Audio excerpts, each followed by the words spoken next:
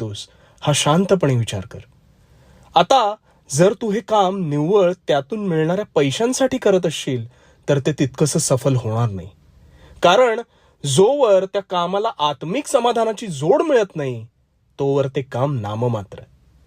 अरे ज्या कामात तू रममाण होतोस, तुला वेळेचं भान राहत नाही, त्यावर लक्ष केंद्रित कर. मग बघ, लक्ष्मी तुझ्या घरी आपोआपच वास करेल. आजपासून जे काही काम करशील ते तुझ्या आतल्या आवाजाची साथ घेऊन मगच कर. जेव्हा तू तन मन धन ओतून कार्य करतोस तेव्हा ते निश्चितच सफल होणार.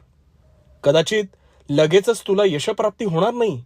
आणि हो, कारण ह्या जगात सहज असं काहीच मिळत नाही. त्याला कष्टांची किंमत ही मोजावी लागतेच. पण कालांतराने तुझ्या आत्मिक कष्टांना सुखाची झालर येईलच.